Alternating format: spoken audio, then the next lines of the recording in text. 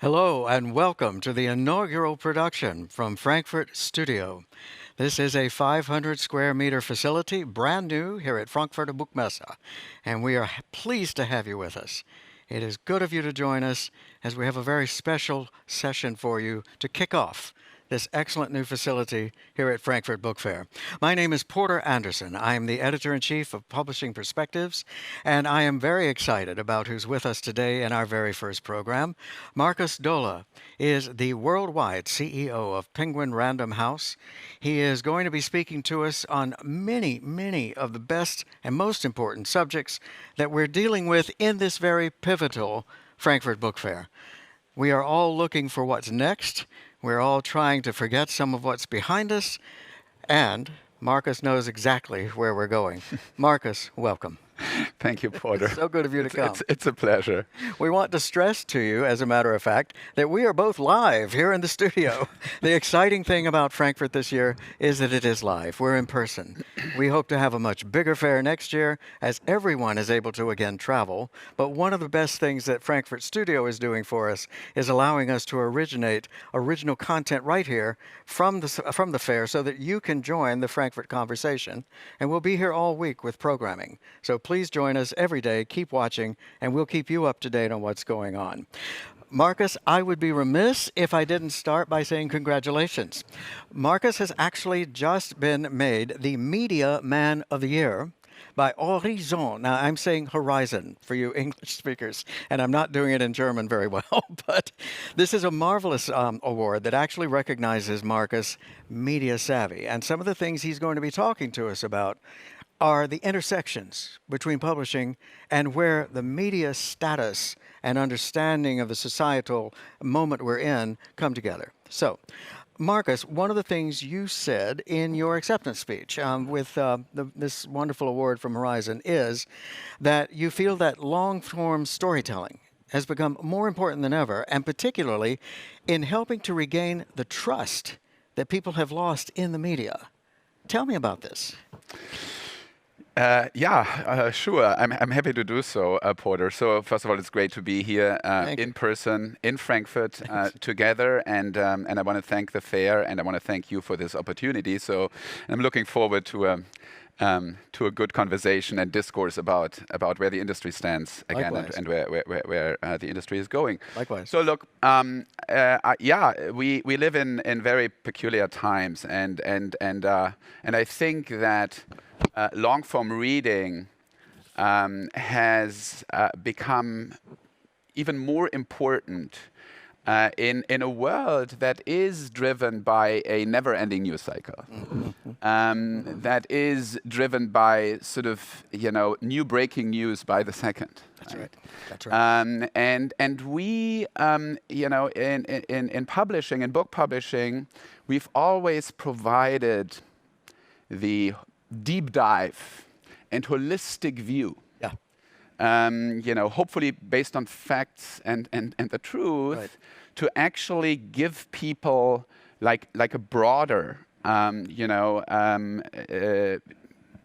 broader information, more information about topics.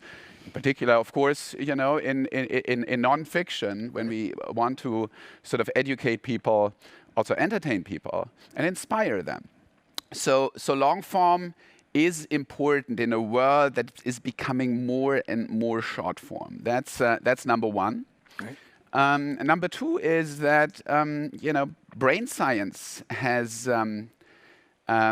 proven that, again, immersing yourself into long form stories, right, creates synapses in your brain that no other media consumption can do. We also know from psychology, actually, that immersing yourself into complex stories, but in particular into complex characters, helps you to put yourself into other people's shoes. Mm-hmm. It helps you to actually see the world from other points of views, and we know it creates empathy and human values, especially in young people. Right. And Porter, that's what the world needs, right? If we want to defend and help defend our democracy, based on human values, let's get all kids, reading in long form, and I think we can make a good contribution to help our democracy as we've enjoyed it for the last 75 years post Second World War. To survive. So I truly believe in the value of book publishing, but also our responsibility to help our society to come together and to heal from what has become a really, really polarized world. I think one of the most interesting things you're talking about is context, and the fact that the publishing industry can provide it as many others can't. In the democratic crisis that we see ourselves to be in, particularly in the United States at this point in our market, what I keep noticing is that there are so many people who don't actually understand our institutional structure. They haven't been given the context in which that democracy thrives or doesn't. And this is something we're starting to look more and more to publishing for, isn't it?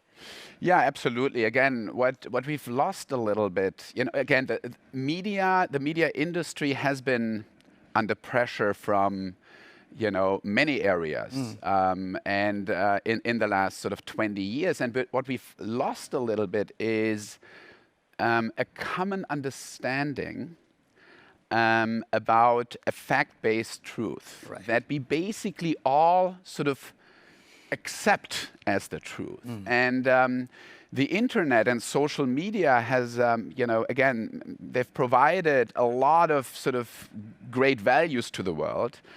But people who use social media as the only source of information, as we know, quite recently also from some hearings in Washington, D.C., we are sort of losing a little bit this sort of common understanding of a fact-based truth. Call it a crisis of the truth. So how do we regain that in the concert of all media, not only in book publishing? You perhaps, of course you know that it's perhaps for a reason that the Nobel Committee actually, awarded two journalists with the Nobel Peace Prize. And Maria Reyes just said 2 weeks ago, basically, quote, nothing works without facts. A world without facts means a world without truth and trust. Right. And here we are in the concept of media, and I think we as book publishers have a significant responsibility to help our society sort of regain that common understanding of a fact-based truth. I was with Maria Reyes at CNN for several years. She was a colleague for a time when I was there. And isn't it something? Such a small world. And what's fascinating to me about her career and this wonderful prize now from the Nobel is that she already knew exactly where this was headed. She could see these problems coming. And so she is not surprised at everything that's happening. Even as she gets the Nobel, she has lawsuits chasing her down the street. It's an extraordinary moment, as you say, about truth. And talking about her, we are very proud to actually publish a book with her next spring in the UK. I'm so glad to hear this. So it's wonderful. I led you right into that plug so that you could say that.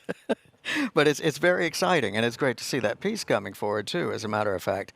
Last night at the opening ceremony, we heard from the Governor-General of Canada, who is the first Indigenous Governor-General of Canada, Mary May Simon, a fabulous speaker.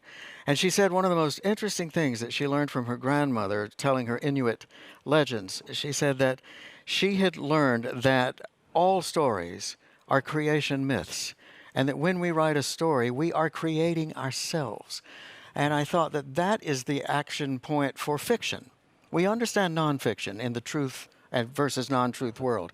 But fiction, too, can carry us forward because we can create what we need to say that's right and that's true and that's real, even through fiction. No, absolutely. And what I just told you about, again, what psychology has found out, that applies very much to fiction. This immersing yourself into complex characters, right? Works in your mind. You normally do that more in fiction than even in non-fiction. But talking about yesterday and talking about Canada, one of the sort of, my most favorite quote from Margaret Atwood is, who also attended actually, the opening ceremony via a video, is quote, "You are never going to kill storytelling because it's built into the human plan. We come with it." Yes. Isn't that wonderful? Isn't that beautiful? Yeah. This is exactly what Mary May Simon was saying too. Absolutely. It is built into us. It's part of our DNA. And in fact, speaking of DNA and what we have all just been through with the coronavirus pandemic, it is an interesting thing to think that we're sitting here at a Frankfurt Book Fair where only per day we can have just 25,000 people. In a normal week of Frankfurter Buchmesse, we get as many as 250,000 to 300,000 or more. This year we will be smaller because the health authorities have set us, with special permission, we're very glad, at 25,000. And yet we look at ourselves as already moving out of that experience. Before we forget everything, can you help us look back at a little of what Penguin Random House experienced at the beginning? How did it look then? Because it's very different from now, isn't it? Yeah, it is indeed. Yeah. So again, we were let's sort of beam ourselves back into like sort of mid-March 2020, which is basically 19 months now, right? Yeah, it's a tough time. And when the pandemic kicked in very quickly at that point, we were thinking to ourselves, basically we were thinking about a few things. One is, well, if people are now more at home, the demand for books should actually increase, exactly. Right? That's number one. Number two, big question, are we going to be able to fulfill that increasing demand? Right. Are we going to be able to deliver the stories to people's homes? Big question. And the third thing that I said from the beginning to actually our global community of publishers at Penguin Random House, we want to continue to publish and we want to continue to acquire books. So we don't want to sort of interrupt the going concern of our business, basically. And so that was the beginning. Then we saw at the begining, there's a little bit of a dip, but only like sort of in April and May. Right, exactly. From June, July on. Right. We could really sort of fulfill demand in most territories. I come to that. This is number one. Number two is, as all publishers, we had to learn in record time how to launch our books into the world like 100% remotely. Right. Yeah. And kudos to so many who supported, from a technical IT, digital workflow process perspective, the opportunity to actually bring books to market without anyone being in the office. That was pretty amazing, and that went very, very fast. And then again, with every month, we could see that demand kicked in more and more. From July, August on, we saw double-digit growth in those markets that basically have a developed, sophisticated e-commerce platform. Exactly. Right? Because again, physical retail was more or less being shut down at that point. And then we entered into an unprecedented fall with, in particular in the United States, double-digit growth rates year over year. I mean, we don't know these growth rates in publishing. No. Right? And so it was unprecedented and also segued into 2021. Right. And basically across all categories. Led by fiction and kids, but also in non-fiction. So like all categories up, that's what you want to see. Driven again by print. Right. But also, again, some digital format. So yeah, what a roller coaster, but also what a great time for books. I have a question for you as an executive. Were you surprised to see how well your staff could function remotely? Could do this from their home offices, could do this from wherever they were. In the media business, we were not surprised. We have been doing this forever, of course. But we were interested to watch other industries, and ours was fortunate in that we could actually have so much of the staff, now not the distribution folks, but so much of the staff who make the books do it from their home offices or from another spot. Were you surprised at how well that could work? Yes, I was I look back with utmost respect and with, gratefulness Right. to Well said.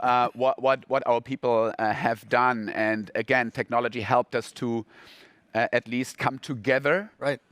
In meetings remotely with new technology, of course, and virtual meetings. That was good. But again, our workflows are not completely digital yet across the spectrum. Right. And again, providing our people with the technology that is necessary, providing our people with access to the systems remotely. Yeah. And with all the interfaces. So I can only, thank everyone involved into making that possible. And as we got into that fall and we were watching things move on all, just firing on all pistons, as we say, it was interesting to remember that in 2017, here at Frankfurter Buchmesse, you said to us for the first time, this is the best possible time for publishing. Yeah, and you're still saying it. This is heartening. Yeah, I do, Porter. And again, yeah, it's been, I've been like 4 years into this, what I call like sort of a global roadshow. Right. With the title, Why This is the Best Time in Publishing Since Gutenberg Invented the Printing Press some 600 years ago. Very close by here in Mainz, some 20 miles away from here, he invented the press, which is actually a wonderful coincidence. And let me just quickly repeat what I said at that time, and then we can see how things evolved during the pandemic, right? In terms of my 6 reasons. They are all data-based, right? And let me quickly recap a little bit. Please do, yeah. So number 1, why this is the best, first reason why this is the best time in publishing, basically the revenue pool of our industry is globally, is growing every year. So every year, end consumers on the planet spend more money on books, on stories in long form than the year before. That's a good starting point. This is a good thing. The revenue pool is growing every year. Yeah.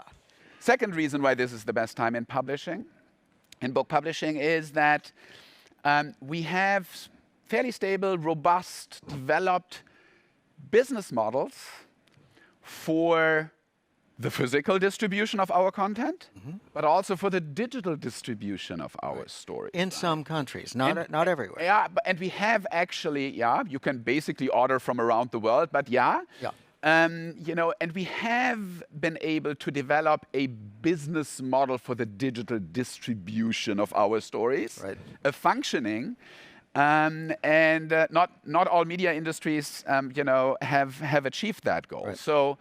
The third reason is that we have found what I call a healthy coexistence between print distribution and digital distribution, which is, again, and the discussions 10 years ago about what will be the share, the split between digital and physical distribution by 2020, 2021. Well, again, it's 80-20, like everything in nature is 80-20. And you predicted But again, this. 80% is print and physical, and 20% is digital globally, which has stabilized the entire book ecosystem. Number 4, the fourth reason why this is the best time in publishing is that our addressable audience, our reachable audience is growing. What does that mean? Well, the world population is growing by 3 to 4% every year, and literacy rates are going through the roof, bringing more and more people into our reading ecosystem. And e-commerce, Amazon and Co. have helped us to reach those audiences in 3 to 4 seconds digitally and in 3 to 4 days physically, with our print books.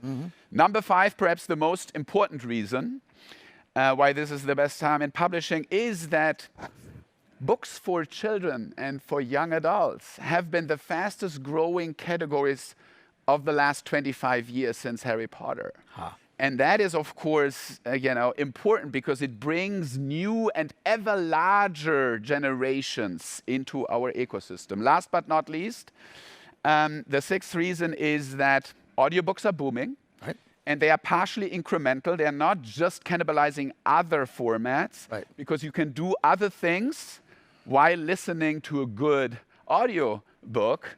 You can drive, commute, you can garden, you can do other things. So again, those are the six reasons. And if you look at those six reasons, they have all been holding true or were even accelerated during the pandemic. Right. And that's why we had double-digit growth in some of our territories.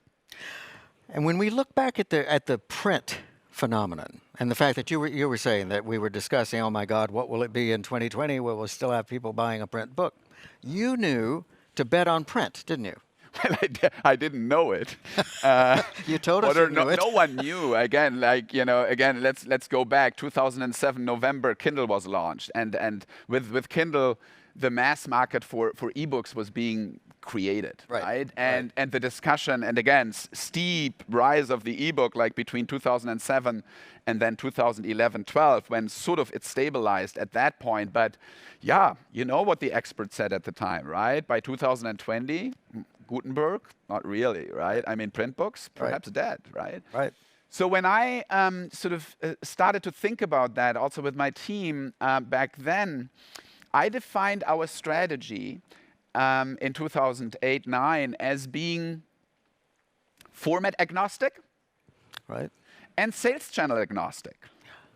So I said, we want to grow both. We want to grow in print, and we want to grow in digital. It's an and, it's not an either or. Why is everyone talking about an either or here, right?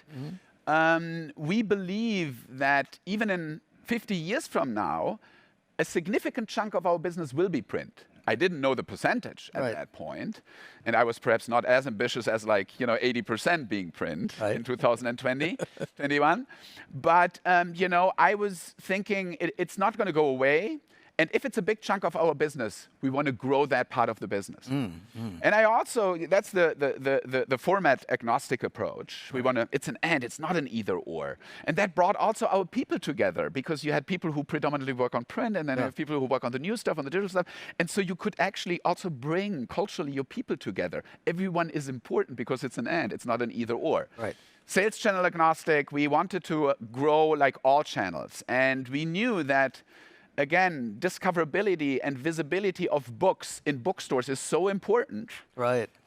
We want to help bookstores to have a place and perhaps even grow. And we are so happy to see that the indie community in the United States has been stabilizing first and then growing over the last 7-8 years again, which we think is a great success and extremely important. But in the end of the day, we said, we are not going to tell our readers where to buy their books. It's their decision. Right. We are only publishers. We are not retailers. So we want to provide our stories, our books everywhere. And we want to make them as visible and as discoverable and as available as possible. Today, we sell our books in the United States through almost 20,000 retail locations. Wow. And globally, we sell our books through 160,000 retail locations in 200 countries. Amazing. That is incredible. And yet, this is something you and I have talked about. When we see a new moment coming, when we see an inflection moment coming in the industry, there is often great tearing of hair and gnashing of teeth. There's great fear. I mean, with the digital disruption, we saw this, certainly with the onset of the pandemic. Perfectly understandable. But it does seem that the question of print versus ebooks versus audiobooks, all of these things, the format wars, if you will, some people call this, these things seize our industry. And the worry is always there. Tell me where that comes from, because we then end up successful again, but we don't seem to learn that, do we? Yeah, it's interesting. Look, it goes back to my sort of starting point, 4 years ago, when I said, I think based on data, and I'm a data-informed optimist. Right. Okay, so I like that. And if you look at the data, you will see that the book industry has had perhaps the best digital transformation of all media categories over the last 25 years, right? Exactly. And neither the public nor the industry itself really acknowledged it, right? And that was actually the reason why I said, like, we got to change this. Because it is so successful, and success breeds more success. It does. Right? And if we all talk about it publicly, but also industry internally, Porter, I think then it becomes a self-fulfilling prophecy. And that was one of the reasons why I thought this industry deserves so much better. And I want to change it. And look, what I'm seeing, and again, we see it in the industry press, but also beyond, I think we see a little bit like a changing sort of, judgment. Yeah.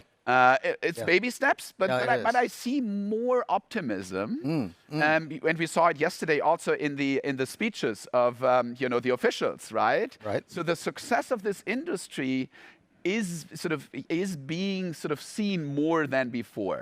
Last thing, why does the industry not see it, right? I always say, look, we in publishing, this business model is a portfolio business model. Right. We invest every year into a lot of stories, manuscripts, book ideas, right? At a very early stage. Very often there's only an idea, there is no manuscript or whatever, right? So it's and we put sort of a price tag in advance behind it.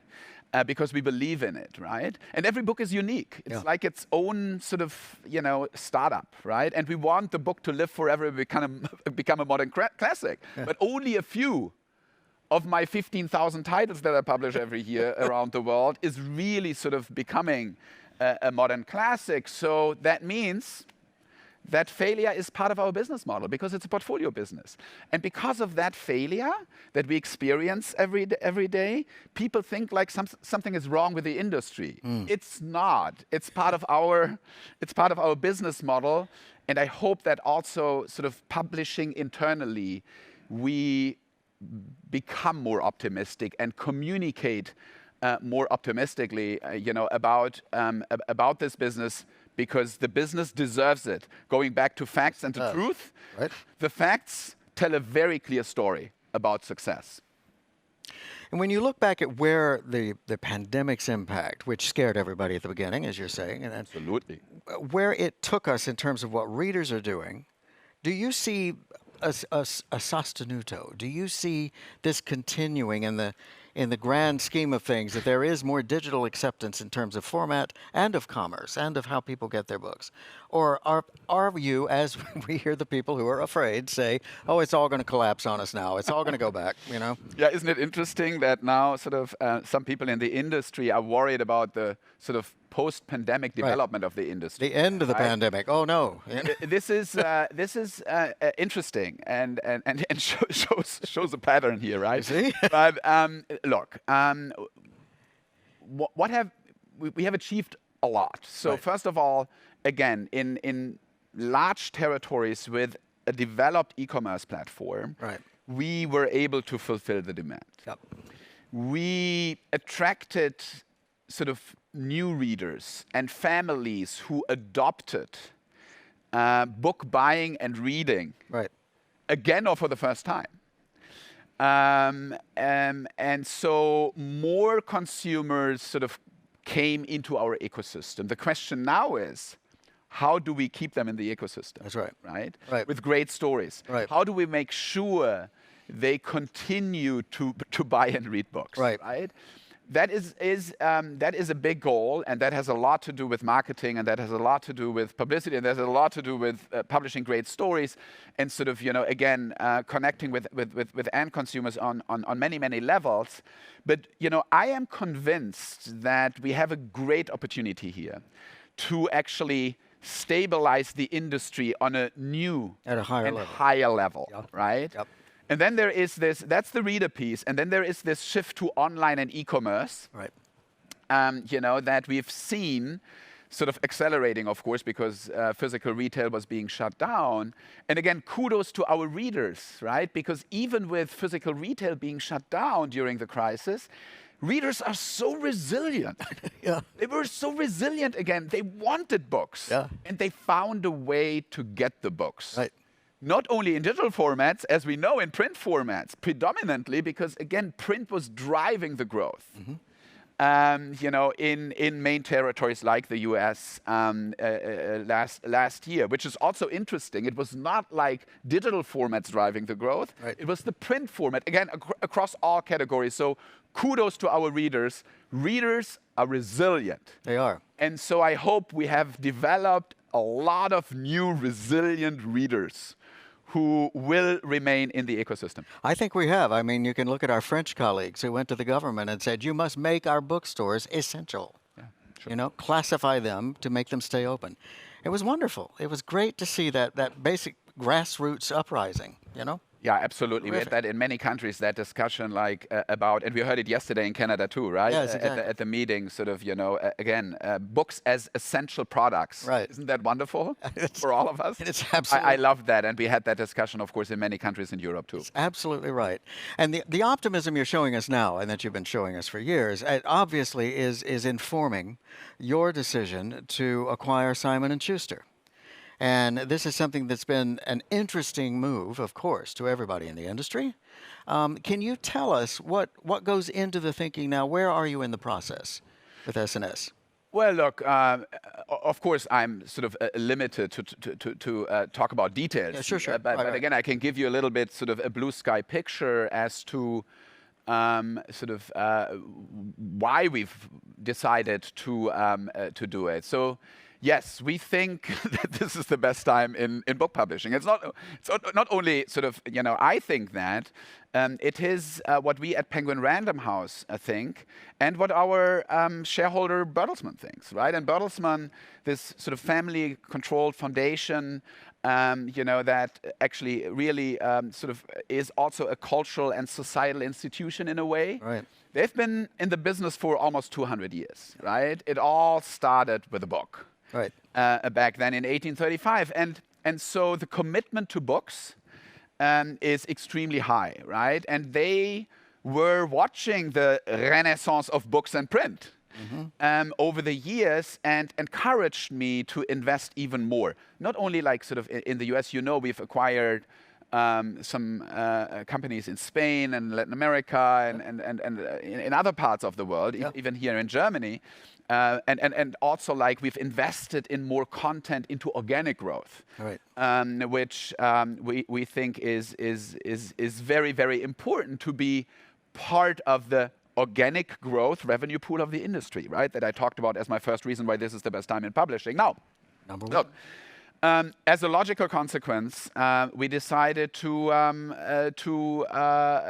acquire Simon & Schuster, and guess what? We won the race, right? The auction. We are used to be in auction, all publishers, because we are in auctions every day for books. Of course. And this was, of course, also an auction. Viacom decided to become a pure-play video streaming sort of company. Right. So they decided, and there were rumors for many, many years, as we all know, in publishing. Exactly. Finally, sort of, Simon & Schuster came to market, so we didn't ask for it.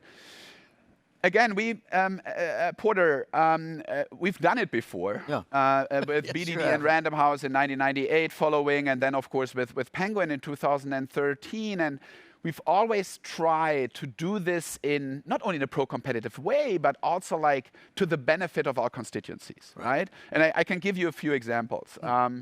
So yet again, what we come from is a very long-term oriented, larger purpose. Our purpose is to help create the future of books and reading for generations to come in our society, right? That's our purpose. Right. And we know if we achieve that goal, that purpose, that vision, then as a byproduct and logical consequence, Penguin Random House should have a place, fine. right? Yeah. In this industry, if we achieve the future of books and reading, which we think is really essential for our democracy and our society.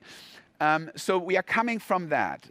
Then, as you've seen, I mean, we've invested a lot into our physical supply chain, right? In the US in particular, but also worldwide.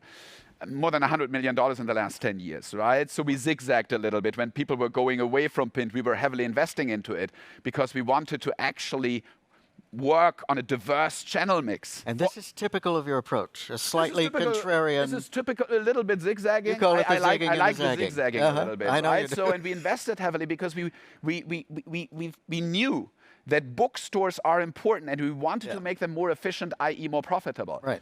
And help them sort of reduce returns and inventory levels in the chain. So we invested into that.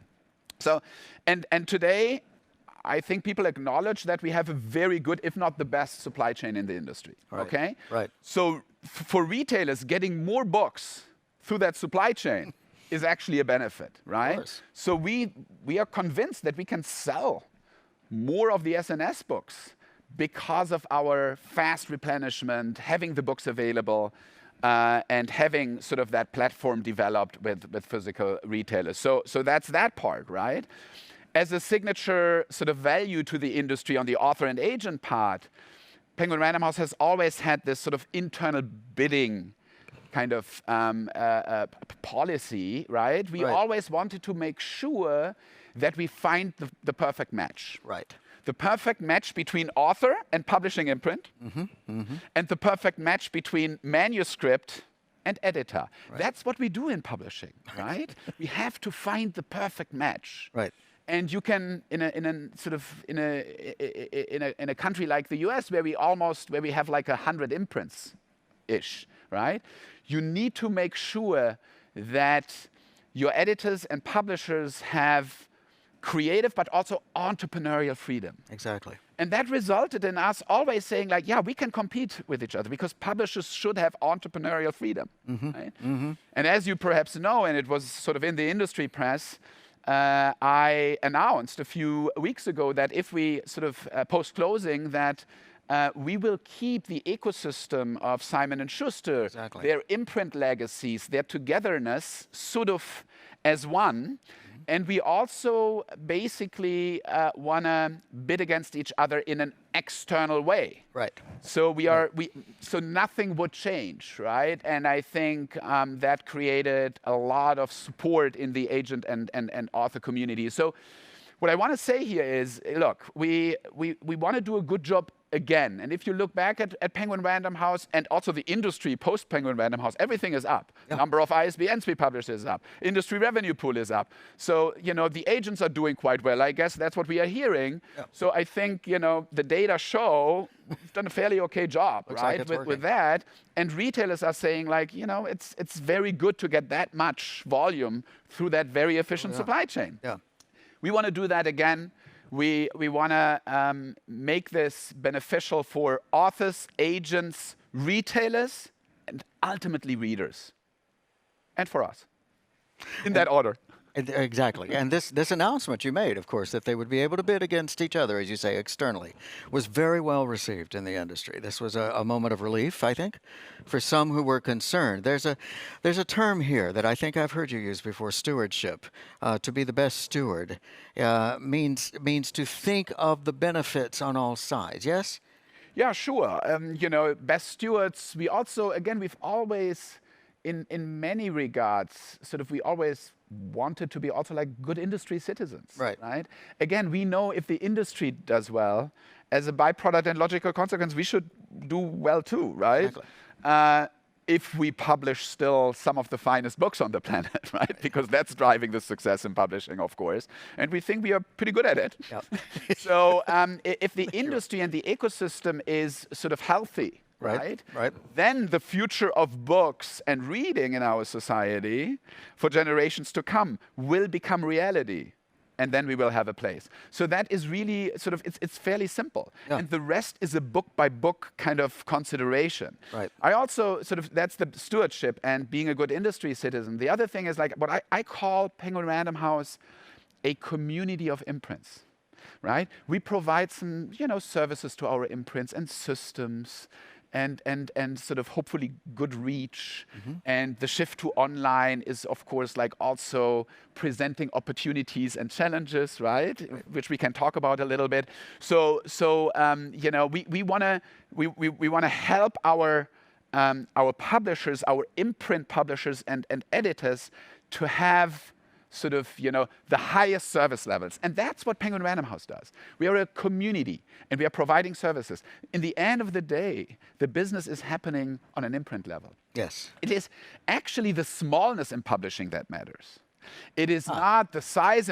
On the creative side in particular, it's one book at a time. Right. There is no scale. Right. So you want to focus on the subcultures, on your imprint cultures, on the creative home, on creating the perfect match. And that's why, as a logical consequence, very easy for me to say, like, of course we compete. We've always competed at Penguin Random House and Simon Schuster. We can even compete like externally, because it's about the smallness that matters on the creative side. Whereas on the reach side, right, there is some scale in distribution, for example, and you want to make sure that your retailers benefit and that your books are available for readers everywhere. So that is a little bit of the thinking and the logic behind how we've always done it. And again, we have some experience in how to do it.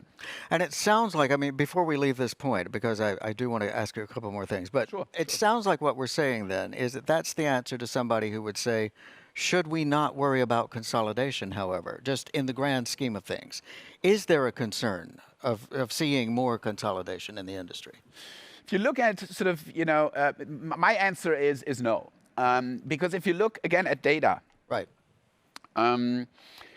Over the last 10 years, right? Let's say like sort of 10-ish years, right? Since Kindle took off, it's 14 years in November. Yeah, it was 2007. So we are now going into like almost 15 years. That's right. Of that mass market for ebooks, and then of course the mass market for audiobooks. So if you look at the dynamics, you will see that smaller publishers have actually in the last 10 years outperformed the large publishers. Wow.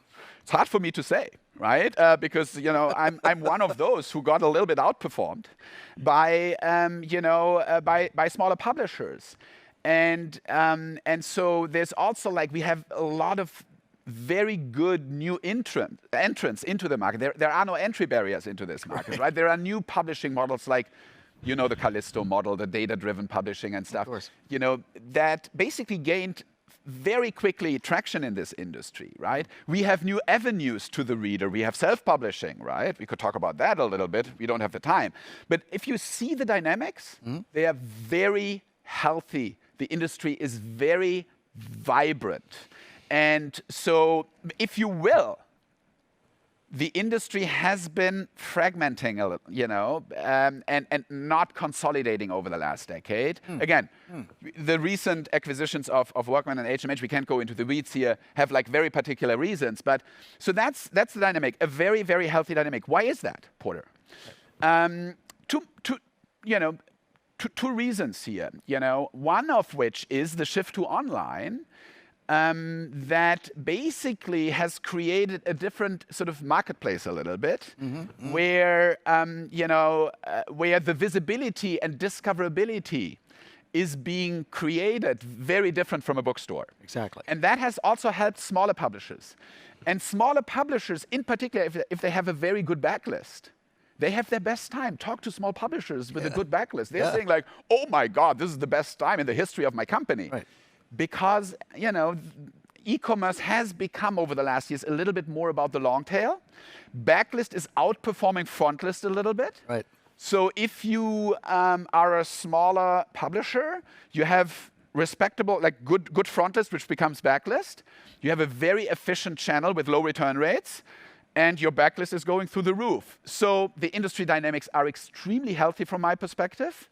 I'm not worried about consolidation. I think it's very vibrant, and I hope I can stop my market share loss. You never have to say you're out of print, you see. Yeah. Say it again? You never have to say you're out of print. Right. No, it's absolutely true. And very, very quickly, because we're very close to the end of our time, talk to us just a little bit about the fact that you did what you call the reverse value chain and learning all the things you know and that you've shared with us today. Oh, no, sure. I'm happy to do that. We have a minute left. Yep. So time flies, really. Yeah, it does. Especially in those situations. We could talk about so many more things, Porter. But listen, look, I've been in the industry now for, almost 30 years, right? With Bertelsmann And I've done a lot of things in publishing during that time. I think it's sort of my 27th Frankfurt Book Fair also. And yeah, so I started out sort of, in distribution, in retail service, in supply chain, the flow of money, the flow of goods, the flow of information into retail. And with that, then sort of the segue and interface into readers. Then I went a step sort of back in the value chain, and I produced book for many years. I was a printer, right? I was running a printing conglomerate of 20 printers around the world from Russia to Colombia, which was a very interesting time for me. We printed some 3 million books per day. Across those printing plants. And then in 2008, I came to New York, right? A step back again to make the books together with our publishers and editors at Random House and with all our colleagues, of course. And thus you call it the reverse value chain. The reverse value chain, distributed, produced, and now I make the books. Exactly. A perfect place to finish up here. This has been wonderful, Markus. Thank you so much. I'm Porter Anderson. I'm speaking to you from Publishing Perspectives and from Frankfurt Studio, new here at Frankfurter Buchmesse. Stay with us. More programming is coming right up. And thank you. Thank you again, Markus. Thank you. So good to have you. Likewise.